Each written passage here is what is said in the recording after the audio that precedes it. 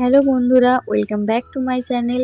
হয়তো এটা বলা উচিত হবে আমার নিজেকেই এই চ্যানেলে ওয়েলকাম করা উচিত, কারণ আমি প্রায় 1 থেকে 2 বছর পর ভিডিও দিচ্ছি। আর এই গায়েব থাকার মাঝখানে অনেক কিছু ঘটে গেছে জীবনে। আর সে কোনো সময় হলে, সুযোগ হলে অবশ্যই কোনো একটা ভিডিও তোমাদের সঙ্গে শেয়ার করব।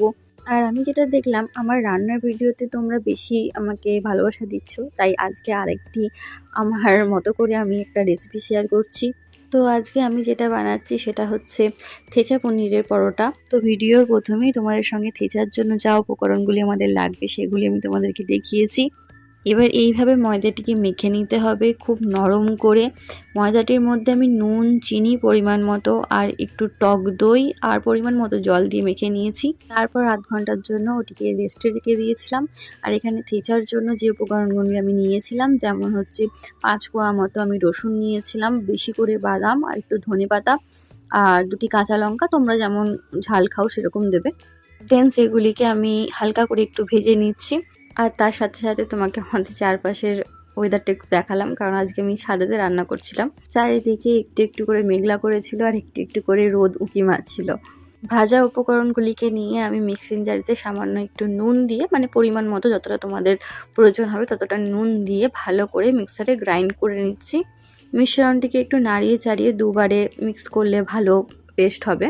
তারপর পনিরগুলোকে ছোট ছোট করে কেটে নিয়ে তার মধ্যে এই থেচার মিশ্রণটি দিয়ে পনিরটাকে ভালো করে আমরা মেখে নেব। এর মধ্যে তোমরা অল্প একটু চিনি বা নুন তোমাদের পরিমাণ মতো অ্যাড করতে পারো। আমি এখানে কোনো চিনি অ্যাড করিনি। তোমরা এর মধ্যে একটু আমচুর পাউডারও মেশাতে পারো, তাতে একটু টক টক ফ্লেভার আসবে।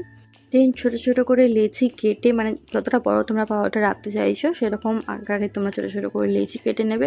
দেন লেচিগুলির মাঝখানটি ফাঁকা করে, চারপাশ দিয়ে এইভাবে হাতে করে একটু বাড়িয়ে নিয়ে, মাঝখানটা একটু মোটা রেখে চারিপাশটা একটু পাতলা পাতলা করে বাড়িয়ে নিয়ে পুর ভরে তার মধ্যে হালকা করে এইভাবে যেরকম আমি দেখাচ্ছি ভিডিওতে এরকমভাবে পুরটা ভরে নেবে। হয়তো তোমরা সবাই পুর ভরতে জানো, আমি আমার মতো করে আমি ভরে নিলাম।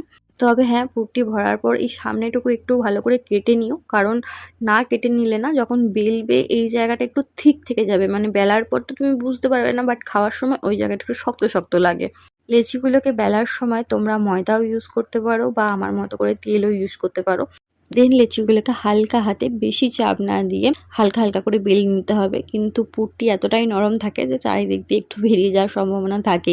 তারপরে হালকা করে তোমরা এটা ঘিয়েতে বা তেলেতে ভাজতে পারো। আমি তেলেতে ভেজে উপর থেকে হালকা করে বাটার লাগিয়ে নিয়েছিলাম।